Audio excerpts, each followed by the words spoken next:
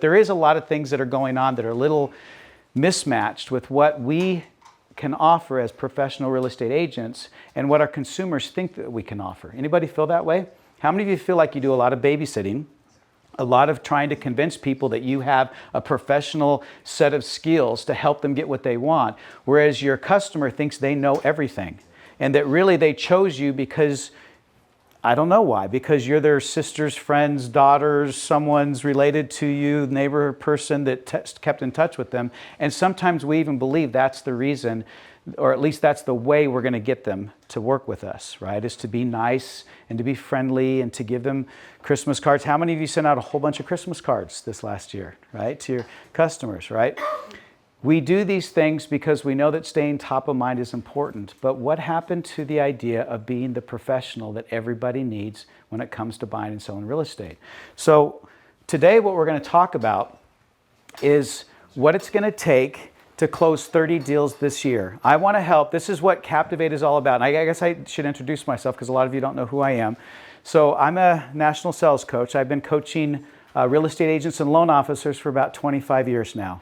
I'm 58 years old. I have to tell people that sometimes because they see me as like, are you in your 30s? I got lucky in a lot of ways, but in other ways, I haven't been as lucky, and I'll share those things with you, how important it is to take care of yourselves as a real estate agent. How many of you feel like you spend all your time taking care of other people, and it's hard to spend time taking care of yourself? So we'll talk about how important that is too.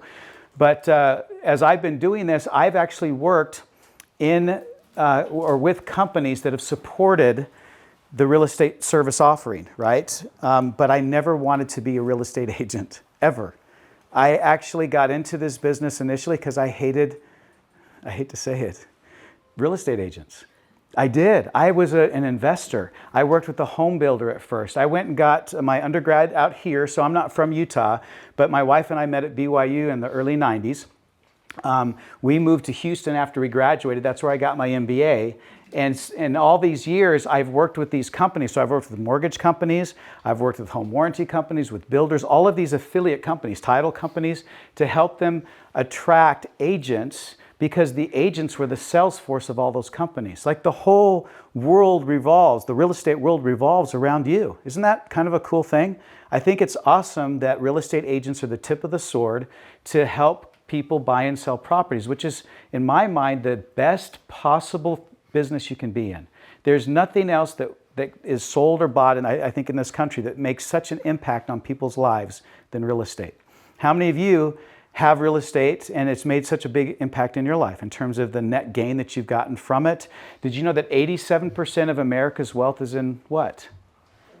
In real estate, in their houses. Most people can retire because of the money that they have in their houses.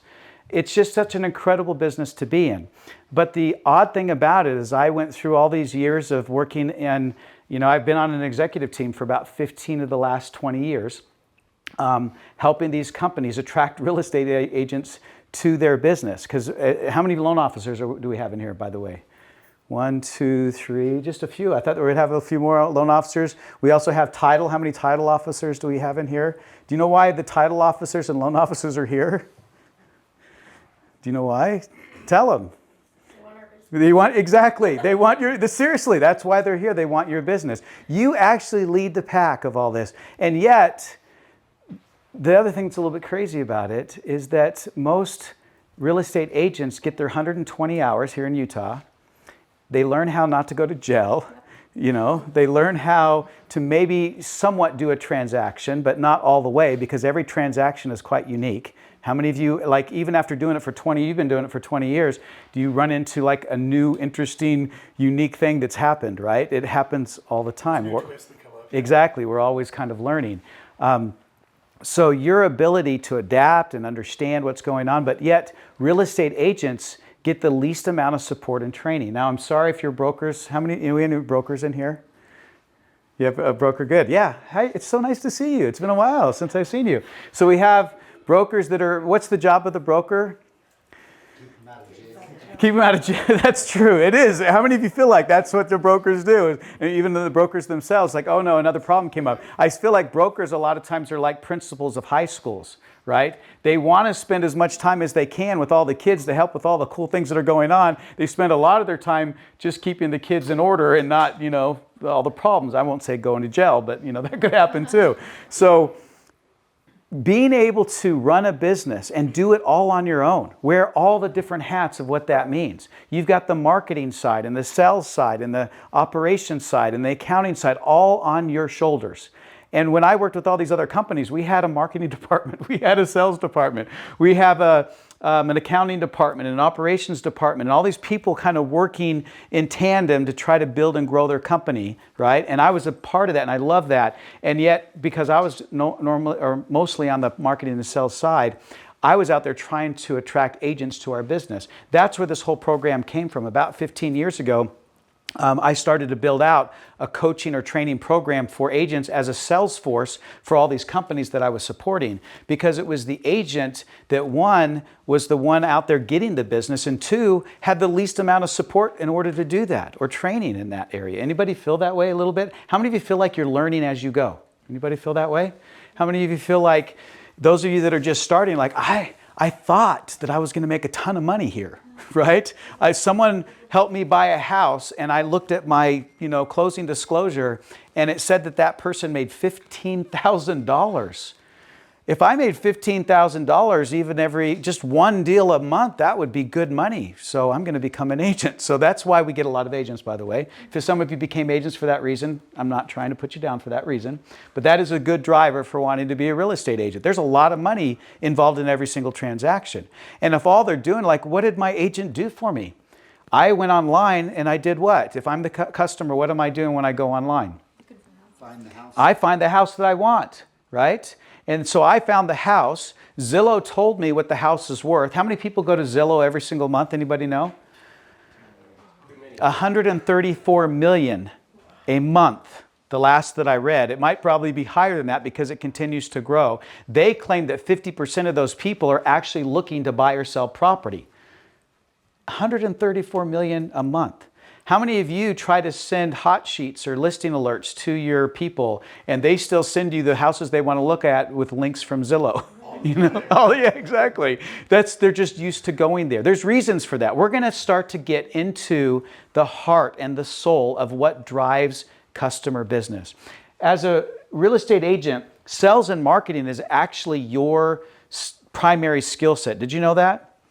Believe it or not, that should be your primary skill set. You are selling and marketing yourself. You're selling and marketing properties. You're selling and marketing the whole idea of what it means to own property and what it's going to do for them financially and all these other things that you're helping them, do in terms of why they do it. But sales and marketing is the primary, thing that you have to have a skill set for, or the primary thing that should drive your business. But yet a lot of agents that I talk to hate sales and marketing. They hate it. How many of you hate it? Anybody? Yeah. I'm glad you're vulnerable enough to say that. I was just listening to Brene Brown on how many of you listen to books? I get on tangents a lot. You listen because you're in the car all the time. I do all the time. So I was just listening to Brene Brown book, and she's really big on vulnerability. I hope we can be vulnerable in here, because I'm going to share things that are really, personal to me in a way that makes what I do the reason I do it, and makes me feel like I've got purpose, and helps me to understand also where my struggles are. Because if we don't, we just ignore things and just hope for the best, and then it doesn't always work out so well. So your ability to sell and market yourself, your ability to sell and market properties, your ability to help people understand why they are doing this with real estate. How many of you help people buy investment properties, right? How many of you buy investment properties? By the end of these 8 weeks, you will all have your hand raised with that one, because that's the only way you're going to retire effectively. I want to help you. Honestly, this is what my goal is, I don't want to just teach you a bunch of stuff that you decide, what you might take from it. We've changed things quite a bit for those of you who've been through this program before. I want to help you get to 30 deals this month, that'd be great. Yeah. You wouldn't be here because you would have no time. Yeah, we'll say 30 deals this year. Does that sound better? You can do it. It's not that hard, and I'm not going to say that lightly in terms of anybody could do it. You do have to put some effort into it. There are some things that need to be in play. in order for you to be able to do that, I'm going to help you to figure that out, okay? As I said, I've been doing this for a long time as an executive. So I've been one of those people that have been sitting behind a desk telling people what to do and how to do it and getting other people to do it, right? And getting a paycheck for it and going home every day at 5 o'clock and then not having to do any more work, supposedly, right? And then having the weekends off. Does that sound anything at all like what you do for a living? Not even close. So about 9 months ago, so I was the chief marketing officer for Intercap Lending Fund. Some of you lenders have heard, don't worry, we're not promoting Intercap with this or anything like that. But the owner of Intercap came to me and the president and said, you know what, your program that you've been teaching now, we've been doing it nationwide. And I was also with Academy, so you know Academy Mortgage before that, now Guild. So this has been such a great program. And there's been 3 published books that go along with it and a CRM now that goes with it. Let's spin it off into its own company. And at that point, I thought, you know, I have my real estate license. And you know why I have my license? Anybody want to guess why I have it? For your own buying and selling. Exactly, because I don't want to use an agent and pay them for that. So I have my own properties. I try to buy a couple of properties every single month. I keep saying that. Year. We used to do it that much back before 2008. We actually bought several and then the market crashed on us. Well, I'll tell you that story later. Getting that kind of perspective was still good, having that administrative executive level perspective from these other companies was good. But in order for this to work correctly, I had to test it out. So 9 months ago, I decided I'm going to start producing. I know that sounds silly to a lot of you because you're like, I've been doing it for 20 years. What are you talking about? I mean, you're up here teaching us and you're not even a producing real estate agent. So I had to change gears a little bit. I put everything that I teach into practice. I'm now closing about 2 to 3 deals average per month. You can look me up. About 9 months ago is when I started. I had 4 closings last month. I only got 2 closings this month, but in March, I'm going to be rich in March, and I'm hoping that I can go on a little trip for that. I think my gross commission set up for March is about $160,000. So I'm really excited about that for having 1 month like that. But I will tell you, 2 to 3 deals a month, we found that about that amount per month and about 30 deals for the year is the sweet spot. That's where, as an individual agent, now this, I'm not talking about teams, but if you're a team lead, basically you should be getting all the people under your team doing the same thing. That's really how this is replicated, right?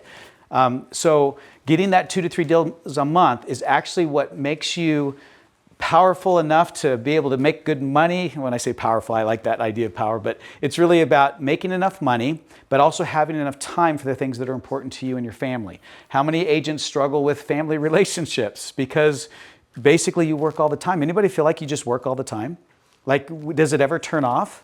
How many of you wake up at 4 o'clock in the morning because your head's spinning with all these things that I forgot to do this and I need to do this, and it's like it never turns off.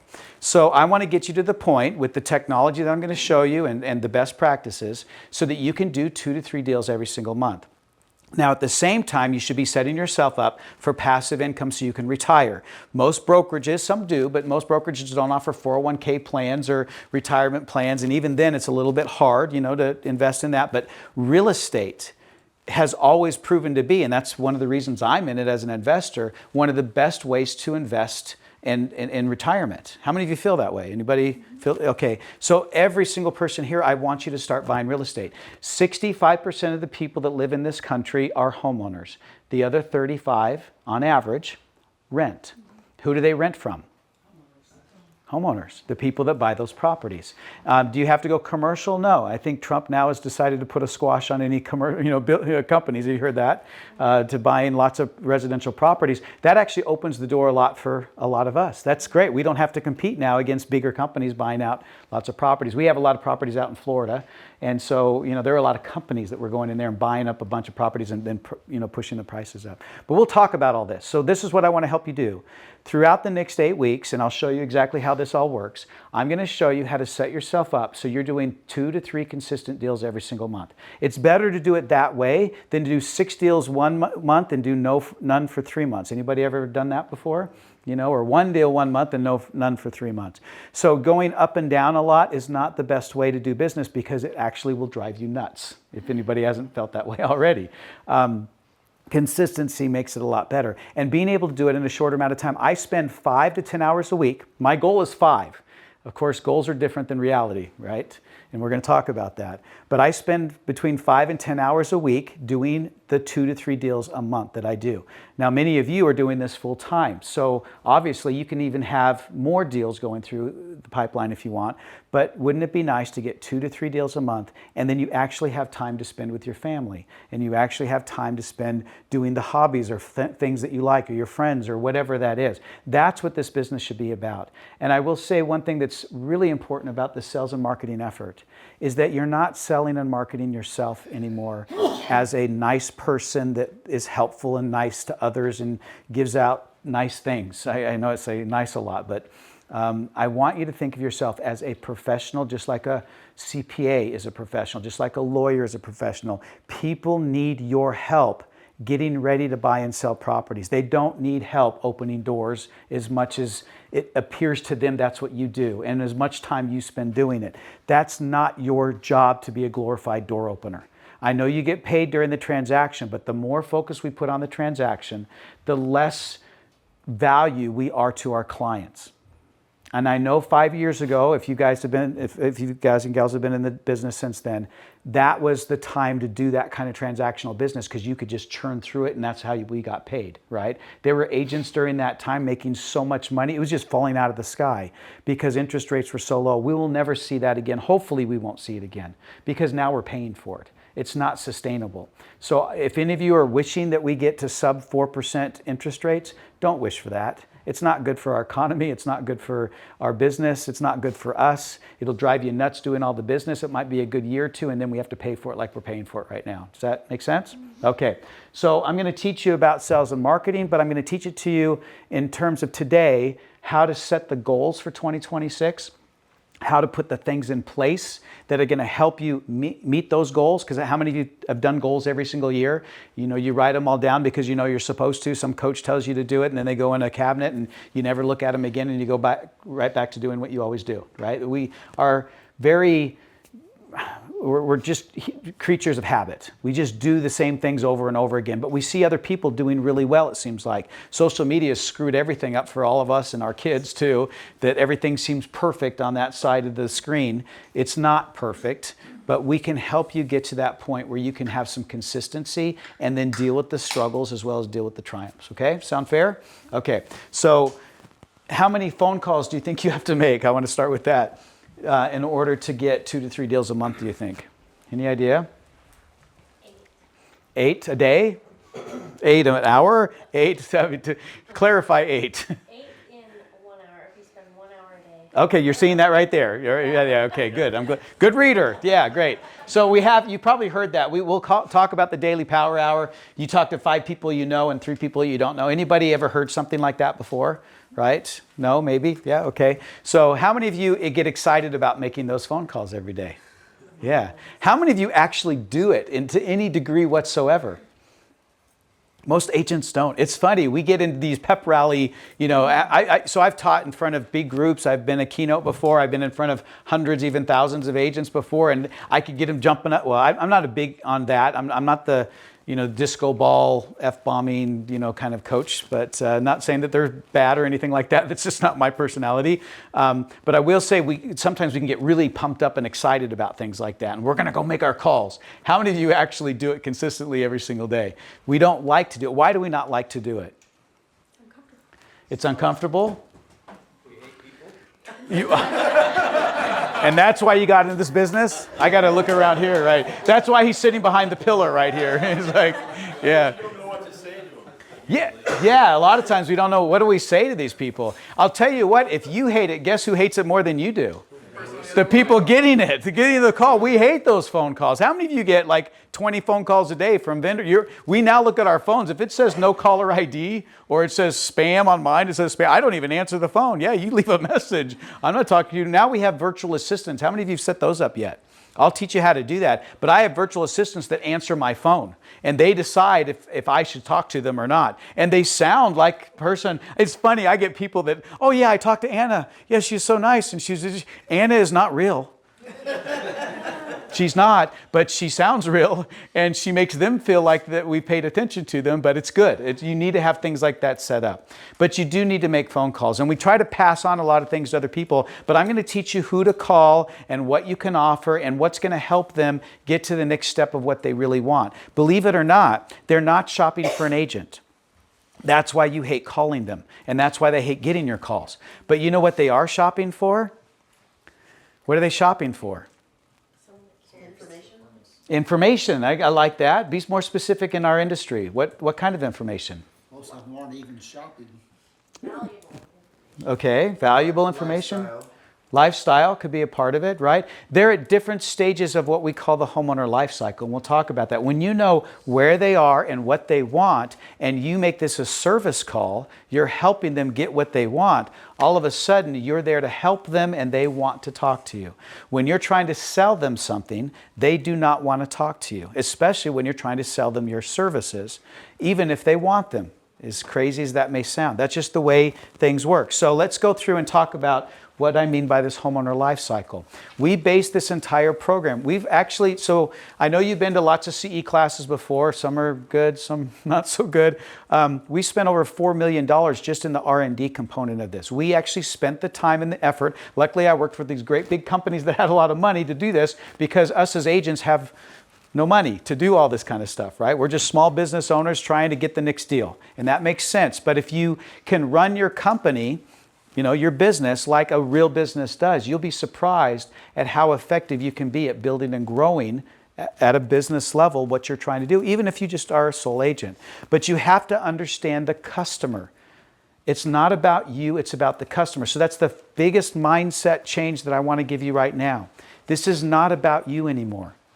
This is about the people you're trying to serve. If you become someone that is so good at serving other people, and now when I say serve them, I'm not talking about serving them cookies or giving them free movies or sending them newsletters with apple pie recipes. That's not the kind of service I'm talking about. It has to do with the professional services of real estate that have to do with what? What do people really want? They may want lifestyle when they're looking during the home shopping period. But you know what happens?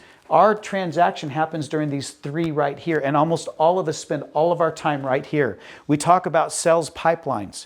We talk about getting these lead sources coming in, trying to convert them. If you've kind of gone through this, if you've been on teams before that are really good, and they make a lot of money if they're really good at managing leads. Have you heard about lead management, right? Lead nurturing, closing deals, how to close the deal and stuff like that, your elevator pitch. I can't imagine getting stuck in an elevator with someone who's spewing out what they want to sell me, right? We want to help to serve people, but we can't serve them if we don't know what they want. And the thing is, when it comes to real estate, what they really want is wealth management. Did you know that? How many of you are comfortable talking about managing and helping people build wealth, right? You might think, oh, a financial advisor is supposed to do that, but no. If you're the first point of contact and the reason that they want to look at properties or consider real estate, and you can help them understand what it means financially for them to buy their first place, or to leverage equity to move up, or to downsize and have a couple. You know what we love to help our people that are close to retirement do?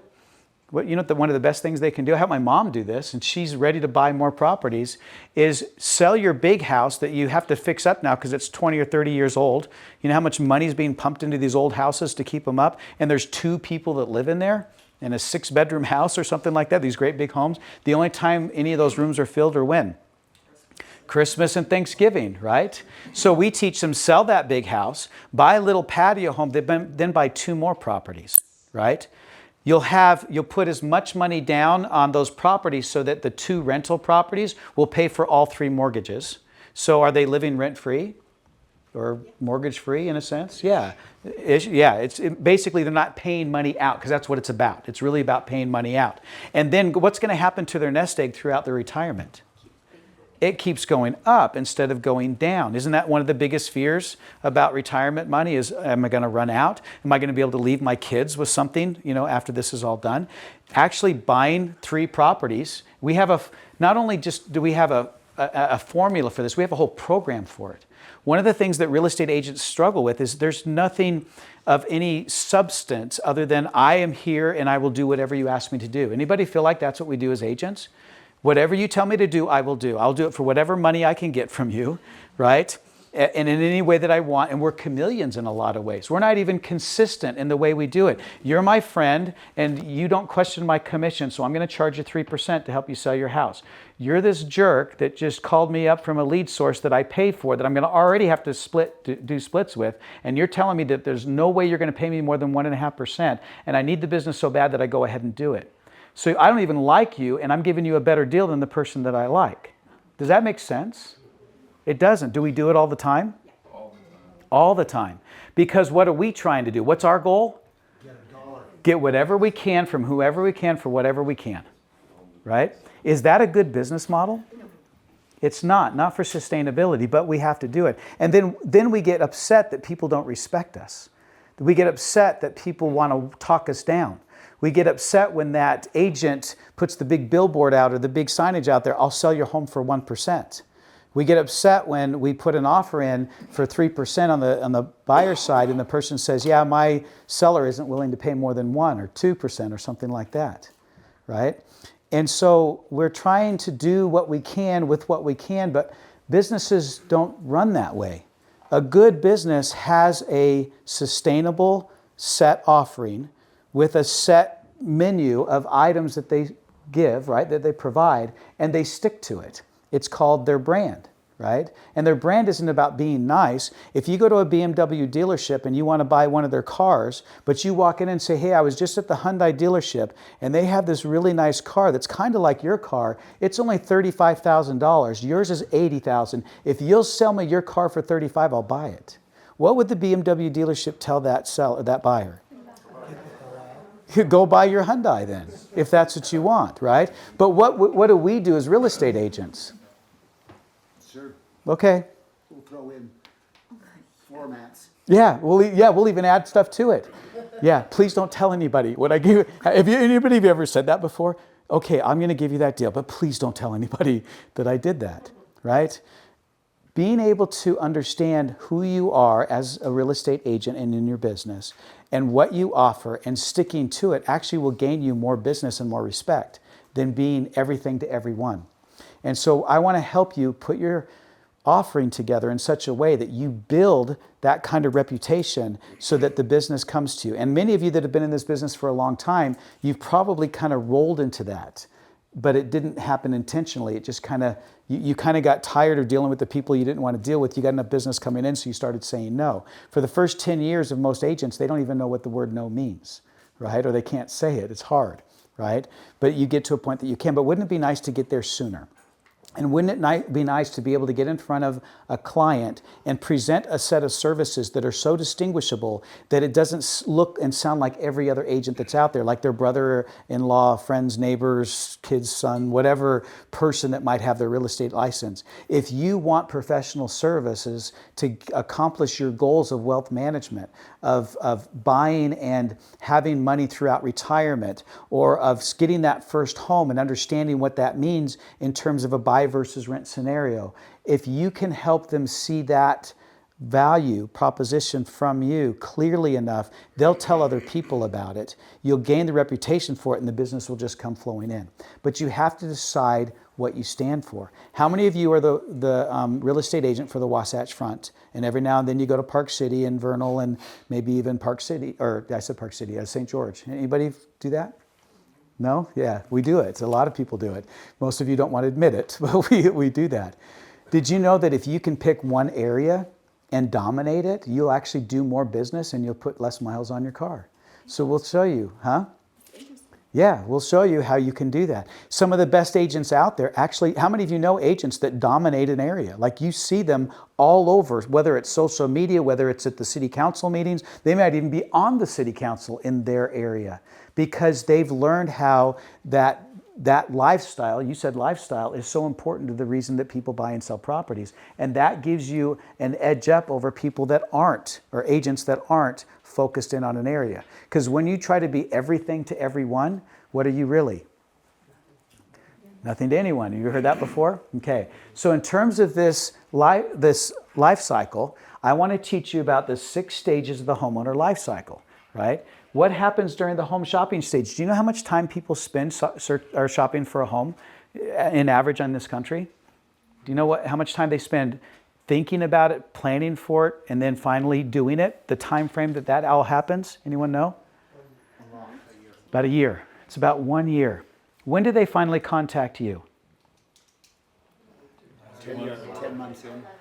Yeah, because they contact you after they've done all this thinking and planning and considering. Do they plan and consider and think well in terms of what they're doing? They don't. You're a loan officer, so he says that right away, because financial considerations are one of the top things about that. Having a partner that's a loan officer that actually knows what they're doing beyond taking an application is key to you being the professional that you need to be when it comes to wealth management, when it comes to all the considerations that have happened with finances. But people don't think about it. They buy homes nowadays like they buy TVs on Amazon or at Walmart. They just think they're going to walk into a house. How many of you have had literally buyers come into homes or talk to you and they're like, yeah, I want to buy this house, and they haven't even talked to a lender yet.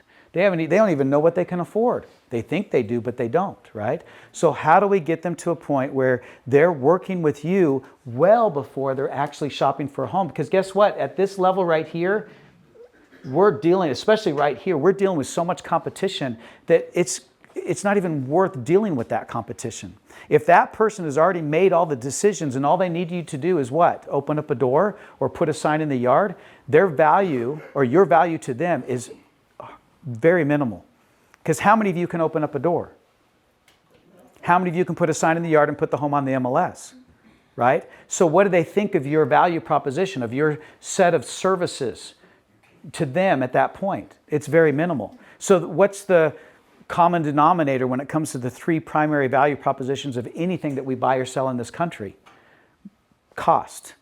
So that's why they're trying to push you down on cost. Even you loan officers, if they're coming to you at the moment that they're trying to apply for a loan, to them cost is the only thing that matters. Is cost the only thing that matters with any purchase? How many of you spend more money on the food that you eat, the clothes that you wear, the cars that you buy than the lowest cost item that's out there? How many of you spend all your time shopping at the dollar store? Anybody do that? Why not? Why not get the cheapest stuff out there? Because you see that there's other values. What are the three primary value propositions of any offering? I know some of you that have been through my classes before know what I'm talking about, but let's see if you remember. What are the three drivers when we purchase anything, service or product in this country, in a free market? Price is one, I already mentioned that. What's another one? The quality of the product or service. Convenience, because you've been to my classes before. People miss that one a lot. Convenience is huge. What's convenience have to do with it? Technology is a big part of convenience. So you have to understand those three. You have to be the very best at one and competitive at the other two to be viable in a market. Just so you know that. I don't care what business you're in, what you sell, what product or service you sell. You have to be the very best in your market at price, quality, or convenience and competitive at the other two. If you're not, why would they choose you? Isn't that why you buy what you buy right now? Isn't that kind of drive you? You consider price always. You consider the quality of the product or service, and you consider the convenience of getting it. Many times we'll stop by and I might buy a gallon of milk at Maverick. I don't do that very often because the convenience at some stores are there, but you can do that at a convenience store. Really quick and easy. I'm getting gas. I can get my milk, right? But I'm going to pay $5 for it. I can go to a grocery store and I'm going to walk around a little bit more. I have to park. It's going to take me a little bit longer, but I have a lot bigger of a selection and it's not quite as expensive. Or I can go to Walmart, walk a mile before, to get back there and there might not be very many registers open, but I can pay a little bit less for it. There's a cost that you pay as well as a value that you get from everything that we purchase. Same thing goes with real estate. The problem is most real estate agents don't make any distinguishing effort between those three things. And so if they don't, what does it come down to? A lot of times, especially at that little part right there, is price. If you're tired of getting talked down on price, then stop just being the person that's available to them at the moment that they're trying to make a quick decision, right? Or a quick purchase. The reason they go to Zillow is because it's convenient for them, and they click on that link on Zillow that says, show me the house, because all they're thinking about is what? Are they thinking about, I want to find the best agent out there? Do you think any of our clients are thinking that? What are they thinking? I just want to get into that house as a buyer. They're not even thinking about price as a buyer. Did you know that? You know why they're not thinking about price as a buyer? Because they don't pay the buyer agent. Who pays the buyer agent? Even with the new NAR ruling, who pays the buyer agent? The seller does, right? So they don't think about price. What do they think about on the buyer side mostly? Convenience. How fast do they want you to show that house that they just saw, they found? How fast do they want to see it? Like right now. And if you don't show it to them right now, what might they do? Go find someone else. Now on the seller side, they are thinking about price. So that's why you have there's top agents out there that are doing this. I'll sell your house for 1%.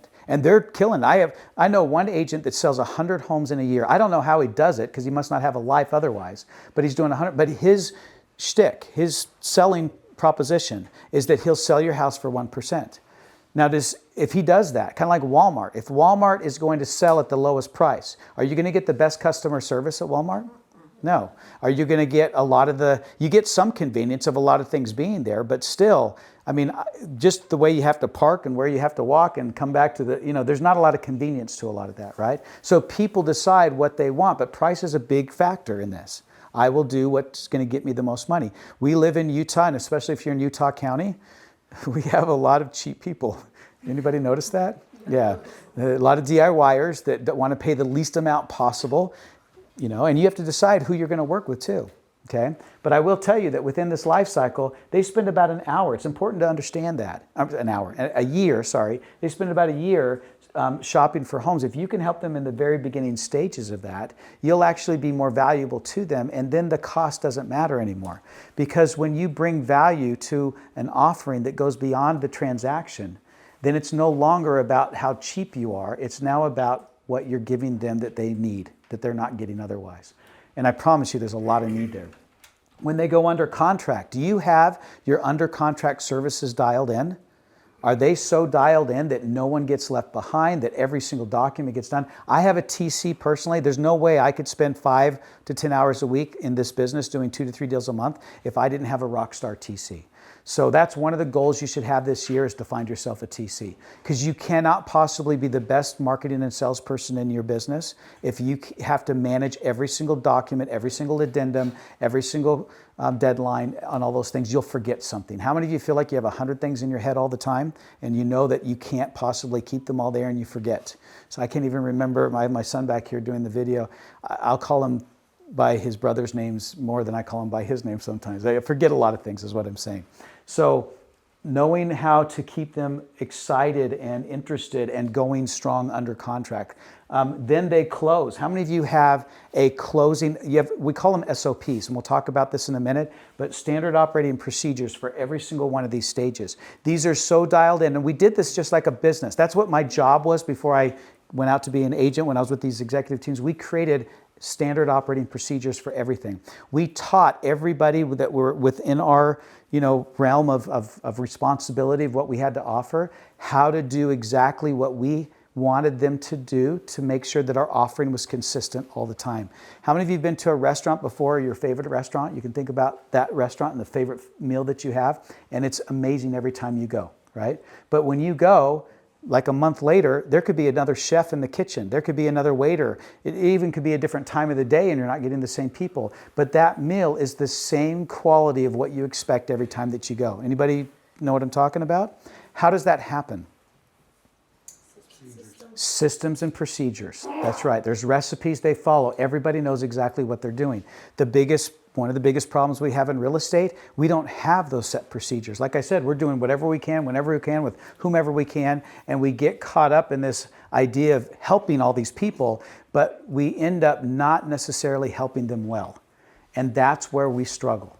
So making sure that these three, where you're competing with a lot of different agents, and this is where you build loyalty, by the way, are so dialed in that they know exactly what to expect, and you go above and beyond the expectations that they think. We use Title I for all of our title services because, I don't know if you've done anything here, but we talked to them about having these power of moments. Have you heard that book? I love reading, by the way. I listen to probably about 12 to 15 books a year. I've written a few myself. Reading, I hope you love learning in your life as much as you can, because that's going to make sure that you're always on top of what's new and trending and what's important, okay? So as far as they go, there's a book called Power of Moments by Chip and Dean Heath. The moment of them closing, for most people, the closing table is pretty damn boring. Have you ever noticed that? You get a stack of papers, you're signing your life away. In your mind, you're thinking, I should be reading this, But what your reality is there's no way I'm going to spend 5 hours reading all these papers, because that's what it would take. So you just keep signing, you just keep signing, you just keep signing.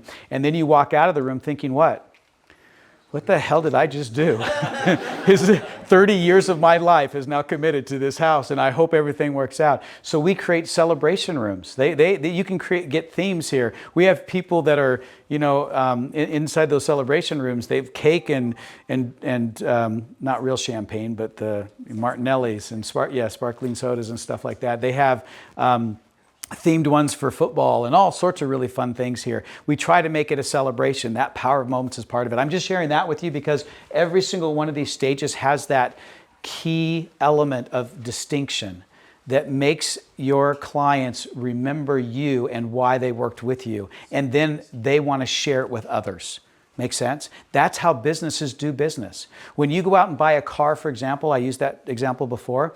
If you think about it, if some alien came down and looked at our cars, would they see much difference? They all have 4 wheels. They all have a drivetrain. They all go from point A to point B. But we'll spend the difference between a few $1,000s on some old used car to several $100,000 on some fancy car. Why would we do that when they functionally do about the same thing?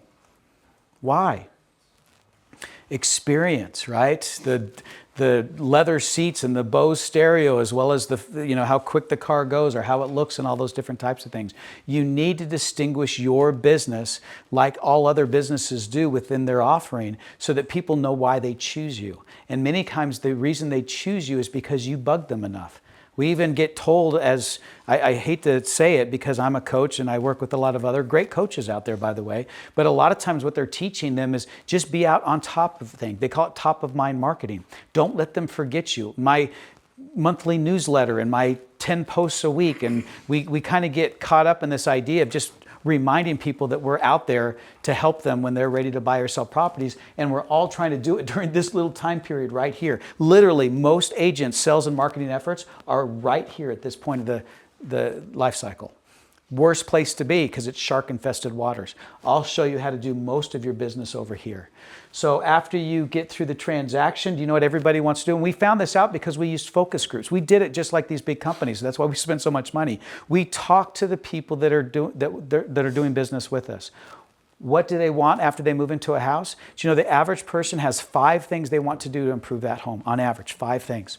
A lot of it has to do with furniture, painting, flooring, landscaping, stuff like that. How many of you help your clients through that process of getting them set up in their new home? How many of you have contractors that work with them to do that? Did you know there's money to be made there? We actually we got this idea 20 years ago when HGTV came out. You know how many of our clients watch HGTV? Right? Most of them do. I love the idea of the Property Brothers and the couple, the fixer-upper couple, and Chip and Joanna Gaines. Yeah, I was thinking of Dean Heath again. Chip and Joanna Gaines and all that. I thought it was brilliant because they help people get into what they really wanted. They wanted a beautiful home. How many homes do we sell? And it's even listed it's crazy, especially 5 years ago. Literally, agents taking pictures with their phone of a cluttered, dirty, smelly, unkept house, and thought that was good. And even now, where we'll spend a little bit more of an effort, a lot of times they're not even staged, properties. We'll talk about how important that is as well, right? And so what do people really want? They want these beautiful homes to live in. And after they buy the house, they want to improve it, make it their own. We actually help people sell their house by improving it first and maximizing it, the profit. I'll teach you about that. And then after they move in, we've got contractors that go in. But I found that if I just send them cards or send them names or something like that, it's still hard for those clients to be able to get the things done that they want. They want to finish out their basement, but they have no idea how they should lay it out, and they do all the craziest wrong things. I mean, at least that's how I've seen it. So we've actually provided our service within our group. I go out there and help them. They pay me, and I have about a 30% markup on those type of things. So I'm actually making money after people buy homes, finishing out their basements or doing their landscaping or things like that. How many of you have sold brand new homes or townhomes or whatever to your clients, and there's no backyard, right? And there's no sprinkler system in there. And you're like, okay, here's, I know a sprinkler guy here, give him a call. The thing is what they really want is what? They want you to set it up. They want you to set it up. How many of you have done that for them? And you've probably done it for free. Did you know it's all right to make money from it? So we'll talk about that a little bit as well. Talk to your broker. Don't get me in trouble as I say that. But there are ways to do it legally and compliantly, and do it well enough that it's sustainable. Because of course, if you're just money grabbing, that's not going to be a good thing for you long term. So what about after they improve their property, they live in the property, we teach them how to build equity and how to leverage equity. What's the number one reason that people buy homes? Anyone know? Number one reason. Equity is the number one. Did you know that? We think that people buy and sell properties, mainly for what reason? They want to live in a nice place. They want a place for their kids to grow up. They like this neighborhood. But the number one reason people buy property is equity. Otherwise, they would probably rent. You can actually rent, even though over long term, it's going to be a benefit to own if you have a 30-year fixed loan, right? But for the most reason, the biggest reason they do is because of equity. How many of you have a property right now that you've owned for more than 10 years that has several $100,000 in equity? Anybody have that? Yeah. Is that, how much effort did you put into that to get that several $100,000? Yeah, maybe so. But if you think about it in terms of having that much money as part of your net worth, for the amount of money, like imagine the amount of time you put into a job, right? And to earn the money that you do, 40-hour work weeks, for example, if you're working in corporate America like I did, and how much of that I had to use, right, in order to live and where I was living. I'm leveraging my living expenses. I'm leveraging a bank loan at a very, very low rate. Even now, it's a low rate. I'm leveraging all this to have a place that I have to live in anyway, and then I live in there for several years. And even if I don't do a lot to the house, that house is still probably appreciated on average, or equity's gaining it on average 5% per year in that property of the total cost or the total value of that property. It compounds. Does that make sense?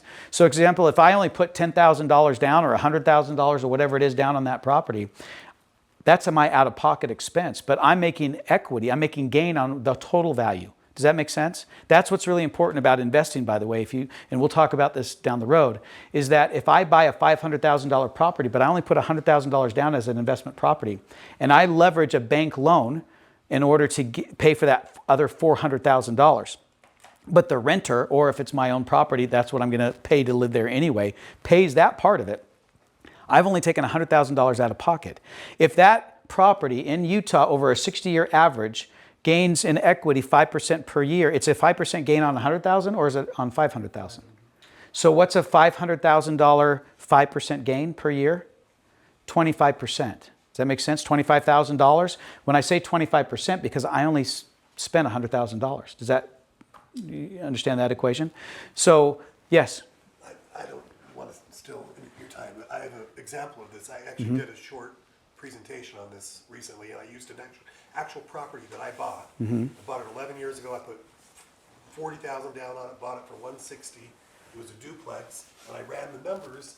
I didn't do any management on it. It was all done by property management. After all my property management fees, after all my rents, after all the equity gain, in the 11 years that I had it, it was like a 24% return per year based on my initial $40,000 investment. I just did the math on that and did like a 10-minute presentation on it. Yeah, 24% per year. How many would like a 24% gain, consistent? And it's based on what?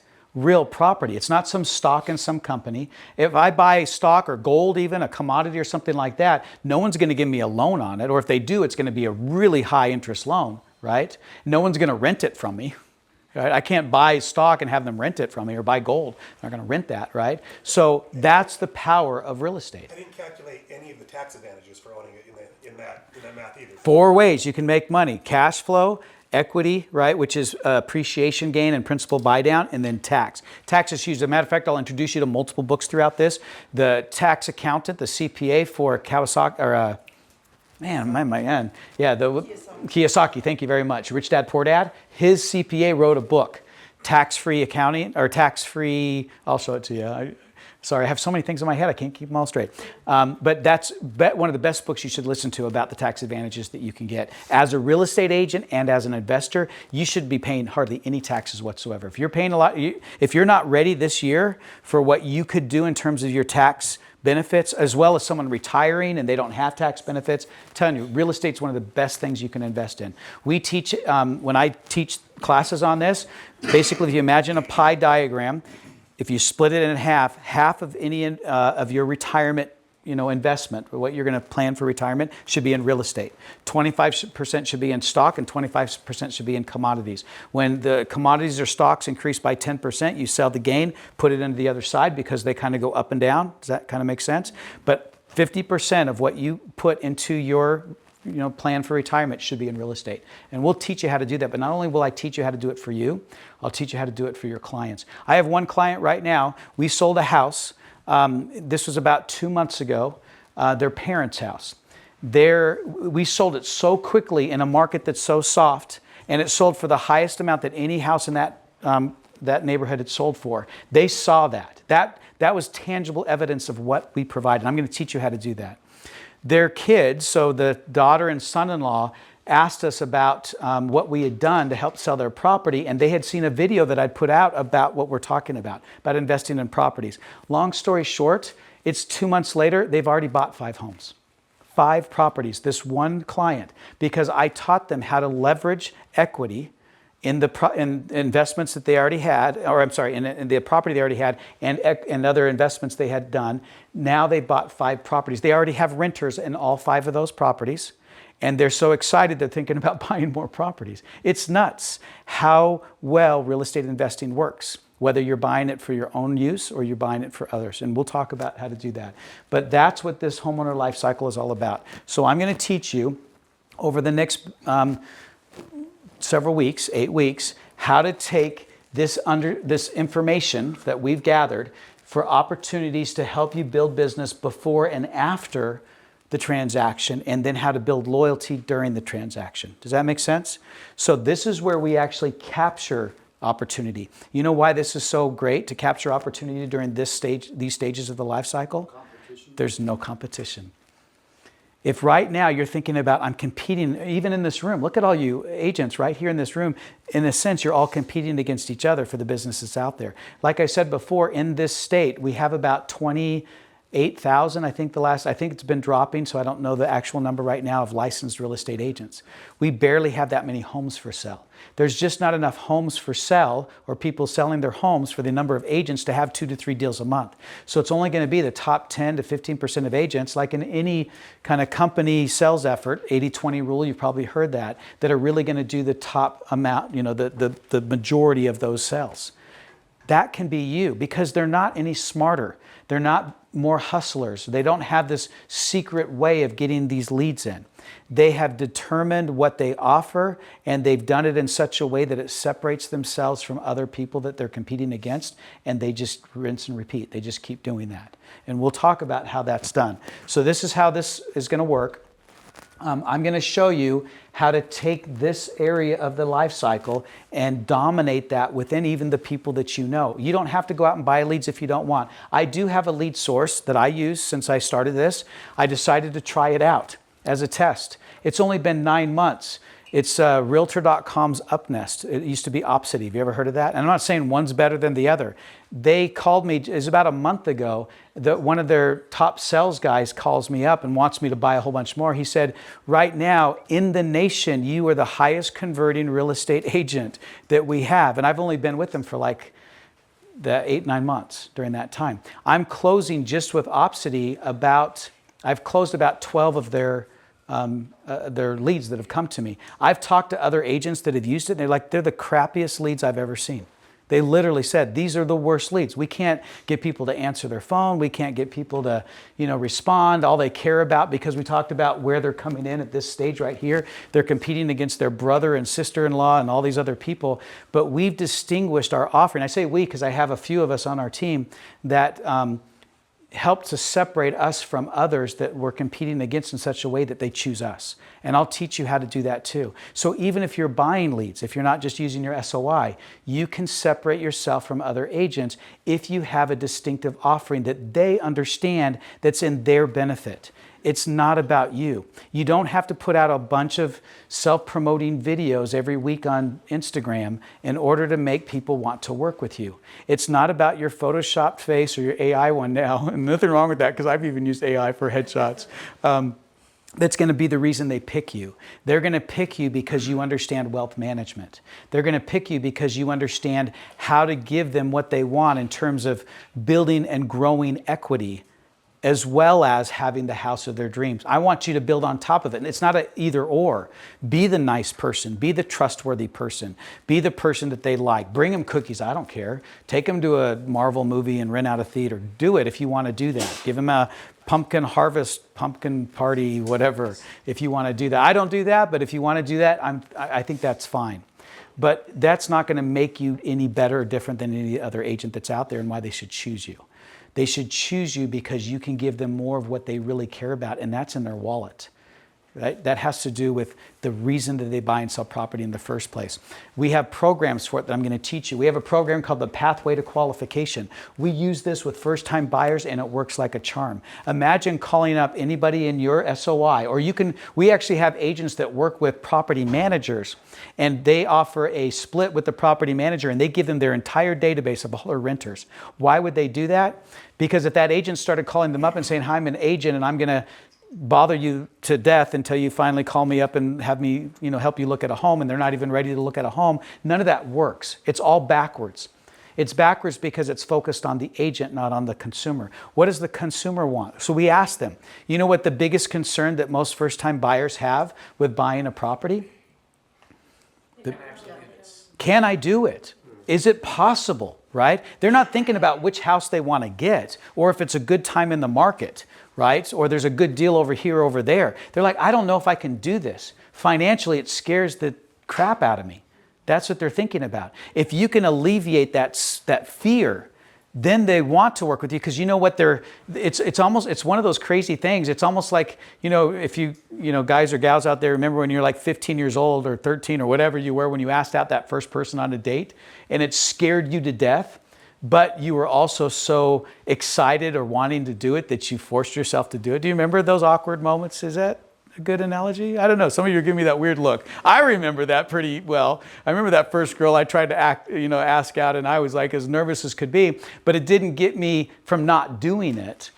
Does that make sense? I guess what I'm trying to say with first-time buyers, they want to buy a first house more than you can believe, but they're so afraid to do it that they're frozen, right? Or they go about it the wrong way and get burned. So help them do it right. So we created a program called the Pathway to Qualification. Imagine calling someone up and alleviating one of the fears that they have right away is buying and selling right now. That scares them. Why does it scare them? Well, they've got a lease that they've got to fulfill. So this is how we approach it. We call agent, and I'll show you how to do this with scripts and everything, but you call up this renter out there and say, hey, we have a program called the Pathway to Qualification. What it does is it tells you where you're at right now and where you need to be by the time you buy your first property, which is best to do when your lease is up. And then we ask them, when's your lease up? And then they tell us. If it's less than a few months, they'll say, oh, it could be even the lease after that. But they have to sign a lease next. So basically, we put it into the context of, wouldn't you like to be able to sign a purchase contract or buy your own place instead of re-signing the lease? And then we have conversations about how much they hate their landlord or they don't like their roommates and stuff like that. So it's a fun conversation to have with someone that's not about me trying to get them to look at homes. I'm teaching them how to get ready to buy a property. We put a plan together for you. We'll tell you where you're at right now, and when it comes to lending, what matters right away? Their credit score, their debt to income, right? And what? And down payment. Exactly. Those are basically the three things that they have to worry about, right? And the thing is do they know any of those things? Credit Karma told them what their credit was. I love it when my son, when he was like, not this son, but another son, he was like 19 years old, I think. He goes, Dad, I have an 800 credit score. Credit Karma told me that, or 780 or something like that. I'm like, good for you. There's no way in hell that that's true when it comes to buying a house, but maybe it was for them trying to get you to buy a credit card or get a credit card or something. So they don't know, right? So we teach them that, and that's what we approach them with, is we're helping you, we're teaching you. We have a program, and this program it tells you where you're at right now and where you need to be. If you do this with your lender, you can bring them into the office. That's what I was a licensed loan officer. Don't worry, I don't cross the line, But I will tell them that I can help them understand where they are right now and where they need to be. We have a worksheet for it and everything, filled out by the loan officer. Here's where your credit score is right now. If they need to work on anything, we have these campaigns or these support things. I even have a book that I give them about building credit. For most of our young people, it's not about bad credit. What's it about? Lack of credit, right? What they can do. And so we teach them. We had one person that decided that they want to buy that was doing this. We got her credit score up 100 points in less than a couple of months. She didn't have any bad credit, but she didn't have substantial credit. It doesn't happen always like that. We don't make any promises. But what we're doing is we're teaching them of what they need to do to get ready to buy. They want to buy. They really do. And guess how many friends they have that want to buy? And it works really well. So that's our whole Pathway to Qualification program, which I'll teach you a little bit later how that all works. But I just wanted to introduce you to it. As far as all of our homeowners, because basically if you simplify it, everyone in your database is either a first-time buyer or a homeowner, right? They're a renter or a homeowner. So with our homeowners, we have what we call the Equity Assessment Program, right? That's all it is. It's a program. It's an equity assessment program. We bring you into a meeting. We tell you what your equity looks like. How many of you send out a monthly equity statement for your people's home in your database? Every single month it goes out there. You probably heard of something like HomeBot. We've actually got it built into our CRM, so it's not that. But if you're not sending them a monthly statement from you, guess where they're going to get that information?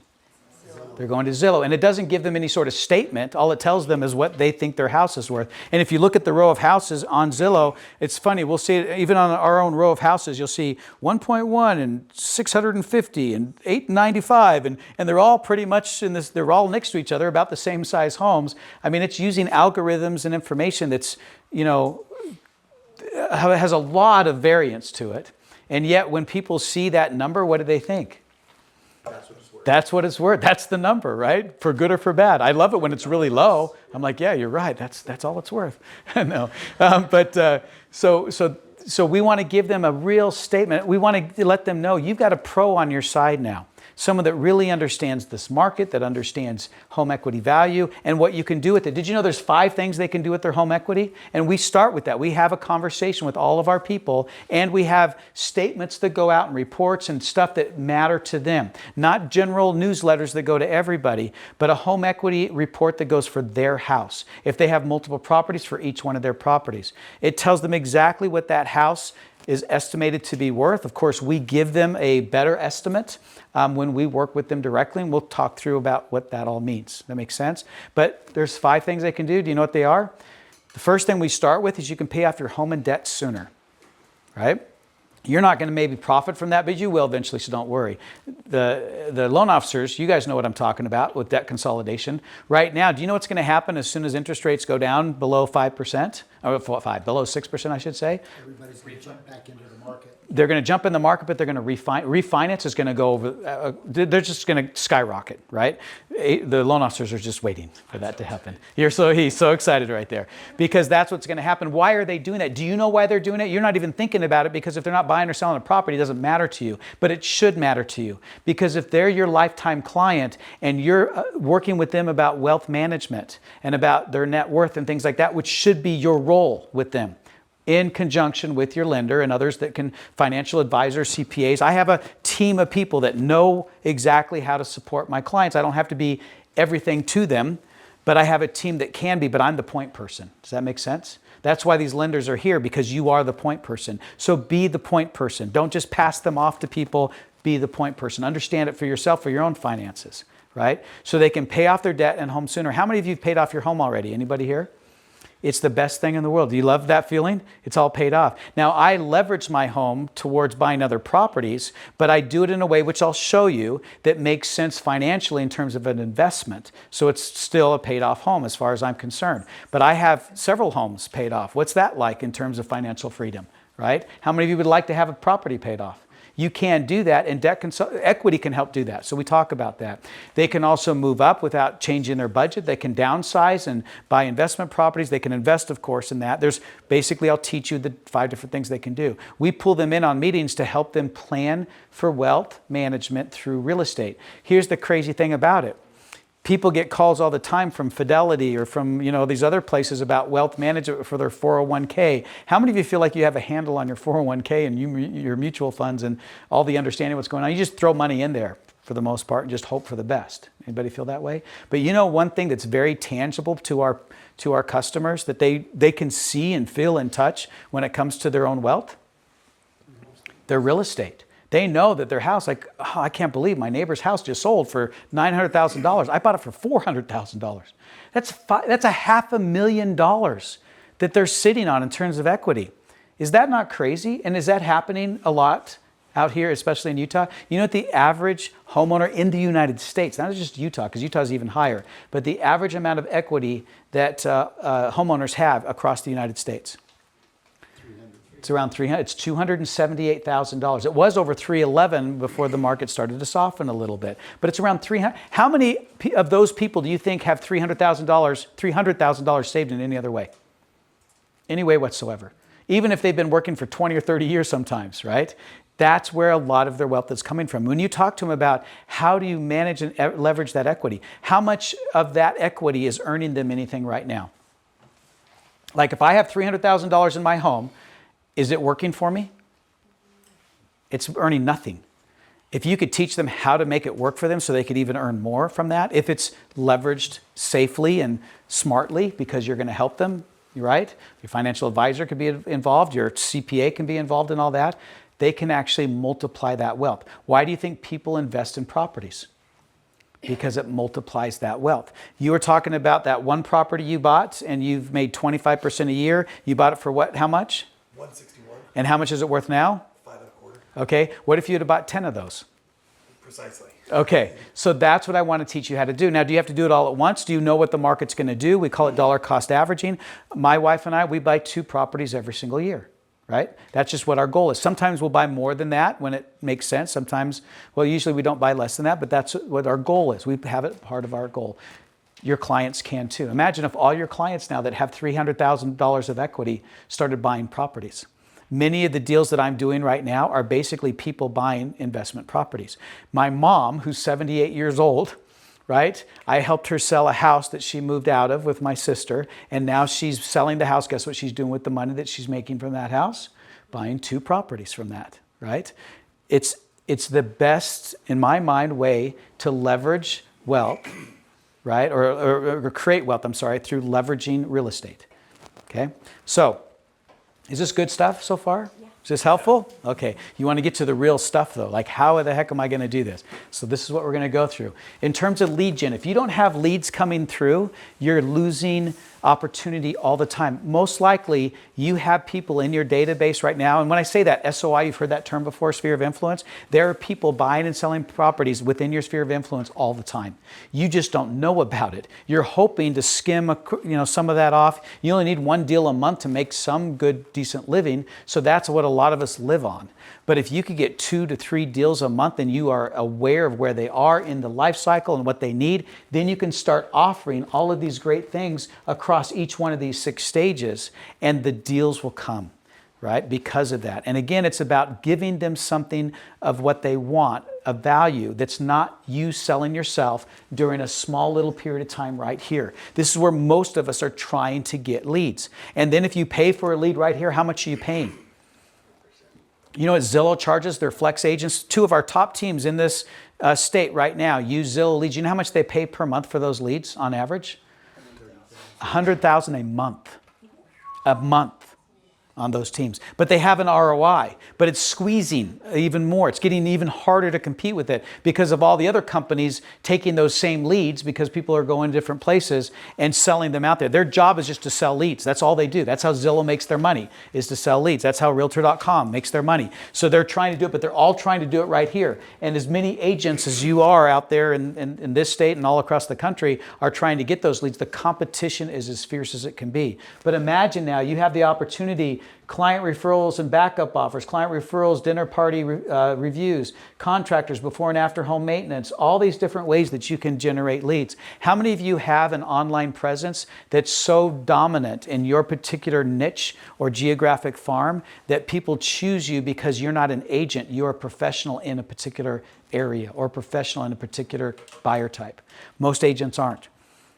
And I'll teach you how to do that. You'll get more business that way. So there's lots of opportunities for lead gen in this. And then we're going to talk about how to put this all together. So that's what you really came for. How the hell do I put all this together? The biggest complaint that I got all these 10 years that I was coaching and teaching these things, there's a new book now. I'd love for you to get the book. It's up to you if you want to do that, but it'll help kind of put these things together. Whoops. Is not having everything in place. So we have technology. If you're not using today's technology, I'm sorry, you're going to be left behind. Not only left behind in the terms of managing your business, but left behind in terms of what our clients expect from you as a professional in today's market. If you're not able to offer digital marketing, if you're not advertising your properties on Facebook, Instagram, and YouTube, you're losing out on opportunities for your business as well as what your clients want. If you don't know how to do virtual tours with VR goggles, if you don't know how to literally walk a property with a 360 camera with a client that's out of state or out of area, and then go back and do a Zoom meeting showing 5 or 6 homes in a row with a full 360 HD view of that property that they can put on their big screen or wear goggles with, you are losing opportunity.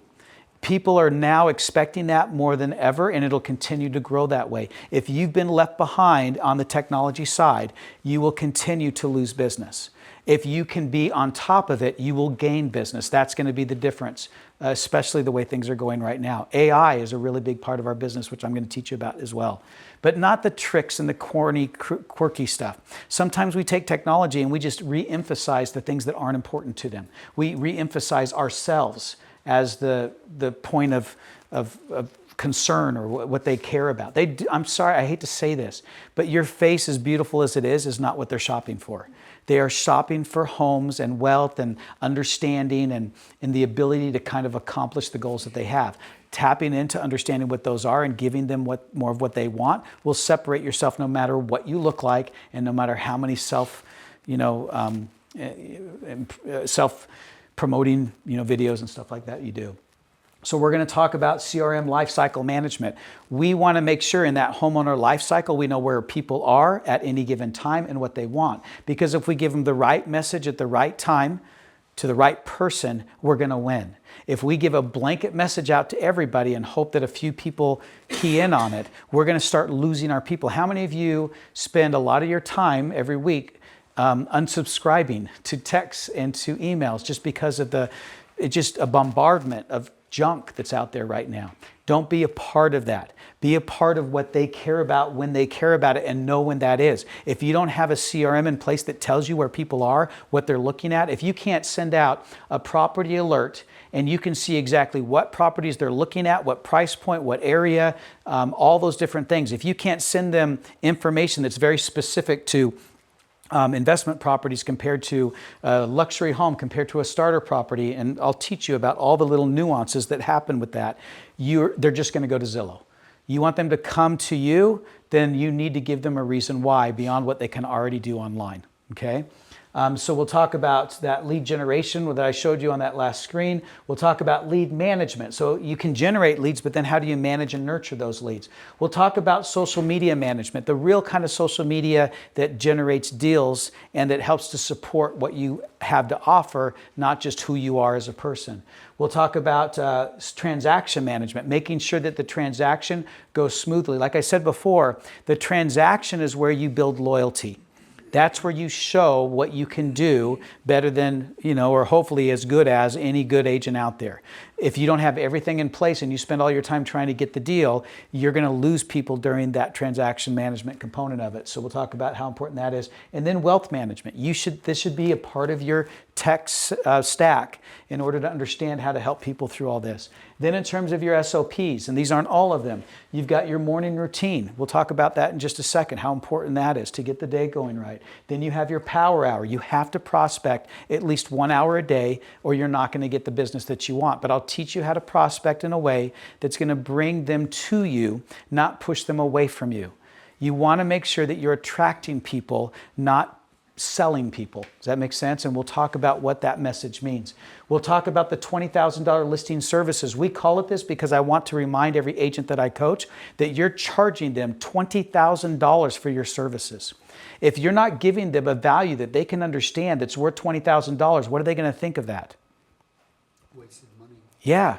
And how many people feel that way? And a lot of agents are like, well, that's my broker fee. Sorry, that's just what we have to charge. You know, that's the charge for doing business. But if we don't understand it as a consumer in a free market, we think we're wasting money. How many of you like to see all those extra charges on your phone bill or anything about that says administrative charge or commission fee or any of that kind of stuff? I'm sick and tired of going and getting ice cream and having them, you know, when I put my credit card in, tell me how much of a tip I want to give the 16-year-old that just scooped the ice cream. You know, I'm nothing against that. I mean, I'm good. I want to be generous, but I feel like I'm getting tapped at every single level of things that don't, like, I'm already paying for this product, right? I mean, I didn't get this extra level of service. They just did their job. Why are you asking me for even more money for it? Does that make sense? And I guess what I want to say is you have to think about what you do and what you charge from their perspective. It doesn't make sense to me. I saw you during the listing presentation for 25 minutes. And then you gave me a few phone calls. You talked to me through a few of the offers or one of the offers that came in after several weeks. And I didn't hear from you for many of that time where I was just gnawing on my nails, wondering what's going on, right? Anybody feel like that's what our clients are doing? You show up at the closing table and I look at my closing disclosure and you're making $18,000. Like literally you spent, from what I can tell, 4 hours. What is that per hour?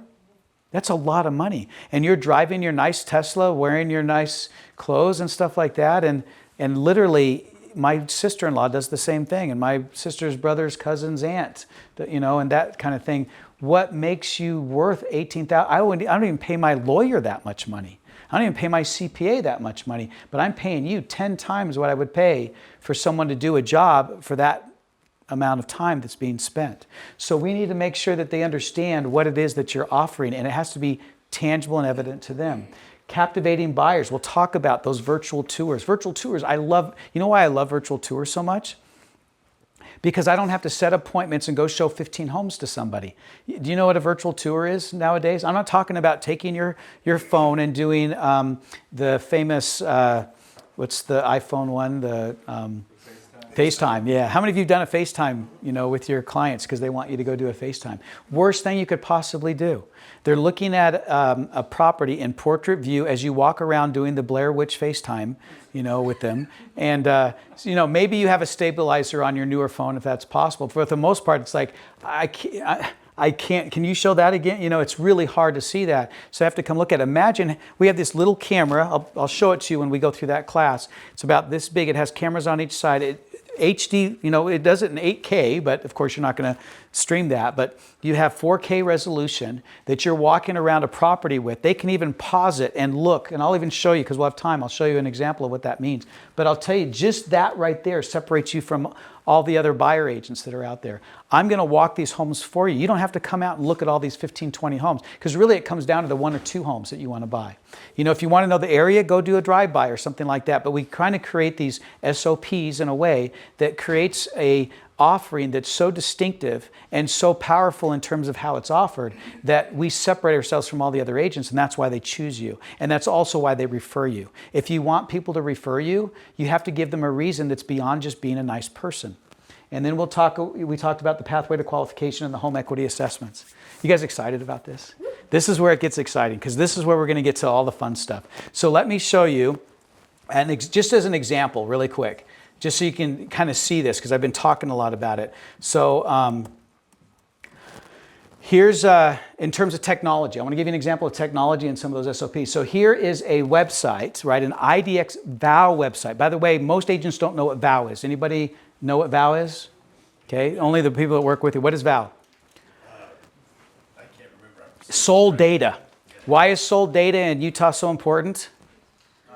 We're a non-disclosure state. How many websites out there show sold data information?